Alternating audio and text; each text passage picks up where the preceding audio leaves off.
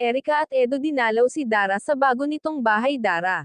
Di makapaniwala sa nangyayari dahil di ba nga umalis na si Erika nang walang palom ngunit ngayon nandito sa harapan niya at magkasama ang dalawa kaya alan natin na marami ang kay magtataka. Dara nagpapasalamat dahil dinalaw siya ni Erika sa mga sponsor po ni Dara. Maraming salamat po sa inyong lahat dahil marami sa kanyang nagbibigay galing sa mga sponsor siya nga po pala. Maraming salamat at kahit na malapit nang matapos ang bahay nito ay nandyan pa rin kayo para sa kanya. Di nyo pa rin siya iniiwan, patuloy pa rin kayong sumusuporta sa kanya lalo na sa mga nagbibigay ng pera sa kanya.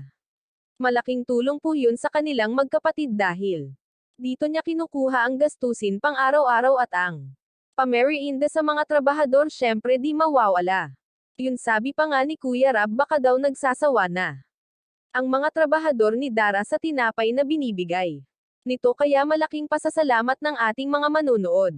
At sa mga sulad supporter ni Kuya Rab patuloy lang po tayong manood sa mga video ni Kuya Rab dahil sa pamamagitan ng ating panonood ay marami pang mahihirap at nangangailangan ng tulong tulad nila Dara at kay Angels ang matutulungan ni Kuya Rab at ng Kalingap team. At salamat din po pala kay Kuya Val Santos Matubang ang founder ni Kuya Rab. Patuloy lang po tayo sa panonood dahil tayo ang mga sulad supporter ni ng Kalingap Rab at Team Kalingap. Hanggang sa susunod ko na upload sana panoorin nyo paren.